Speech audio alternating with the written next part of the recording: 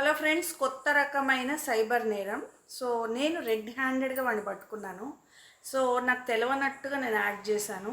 So అది ఏంటో మీతో షేర్ చేసుకుందాం అనుకుంటున్నాను. ఎందుకంటే ఇప్పటి వరకు ఇలా కూడా చేస్తారు అని నాకు తెలియలేదు.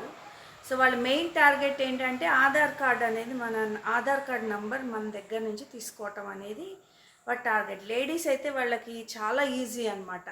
సో ఎవరైనా జాబ్ చేసేవాళ్ళు, ఇట్లా లేడీస్ అయితే చాలా చాలా ఈజీ అని, ఎందుకంటే బ్యాంక్ అకౌంట్ అంతా వాళ్ళ ఫోన్లో ఉంటుంది కాబట్టి, ఆధార్కి లింకప్ అయి ఉంటుంది కాబట్టి చాలా ఈజీ. ఫస్ట్ ఫెడెక్స్ నుంచి ఒక కాల్ వచ్చింది నాకు. ఫెడెక్స్ అనే వచ్చింది. సో వాళ్ళు ఒక మామూలుగా చాలా పాష్ ఇంగ్లీష్లో మామూలుగా ఇది రికార్డెడ్ ఉంటుంది కదా. So this is FedEx call, your parcel got rejected అని వచ్చిందండి. అని ఒక మెసేజ్ వచ్చింది. If you want any details or for customer service +1 అని వచ్చింది. సరే ఇదేంటి, నేను అసలు ఏది ఫెడెక్స్ అంటే ఇంటర్నేషనల్ సర్వీస్ కదా, కంట్రీ నుంచి కంట్రీకి వేయటం. సో ఫెడెక్స్లో నేను ఏం వేయలేదు, ఈ మధ్య షిప్ కూడా ఏం జరగలేదని నేను సర్లే ఏం చెప్తాడోలే అని చెప్పి 1 okay customer care.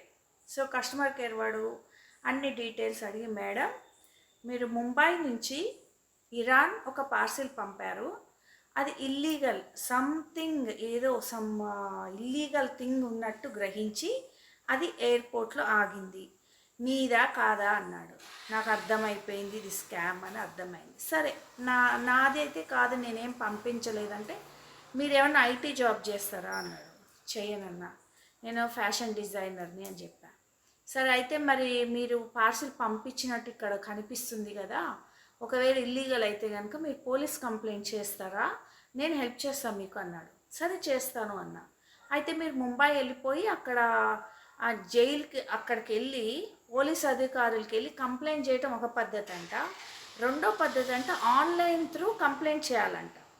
Online through complaint మీకు ఏది ఈజీ అంటే, నేను అక్కడికి పోయి అయితే నేను కేసు వేయలేను కదా, ఆన్లైనే అంట న్యాచురల్గా.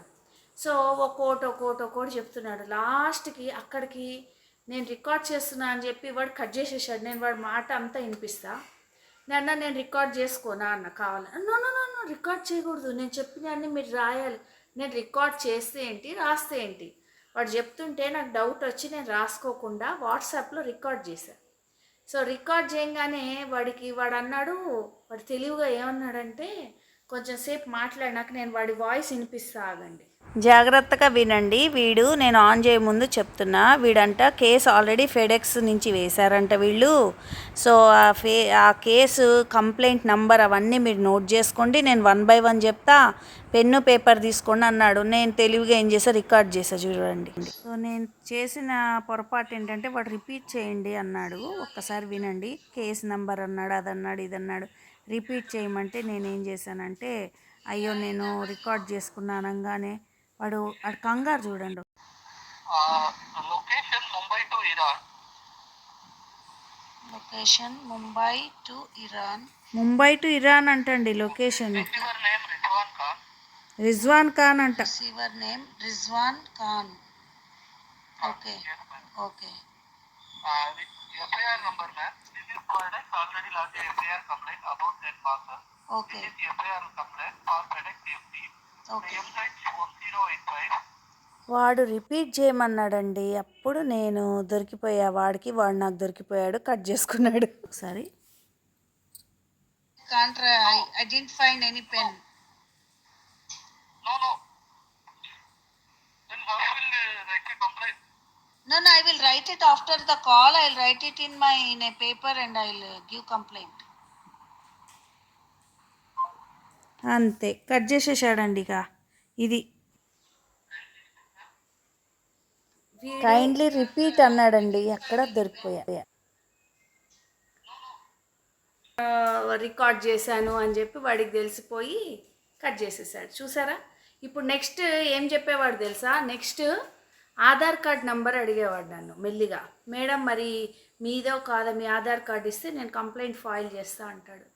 తెలియక కనుక మనం ఏ డీటెయిల్స్ ఇచ్చినా అకౌంట్లో డబ్బులన్నీ ఎగిరిపోయాయి నిమిషాల్లో. వాడు ఎంత చదువుకున్నవాడంటే, వీళ్ళు ఇది చేసేదంతా సైబర్ నేరగాళ్ళంతా బాగా చదువుకున్న వాళ్ళే. So be careful ladies. ఎట్టి పరిస్థితుల్లో కూడా మేము ఈ కొరియర్ ఆ కొరియర్ అని ఫోన్ చేసిన సమ్టైమ్స్ ఏంటంటే లింక్ పంపిస్తాము, మీరు లింక్ ఆన్ చేస్తే నేను మీకు పార్సెల్ తెచ్చి ఇస్తామంటారు. అలా కూడా లింక్ నొక్కకండి.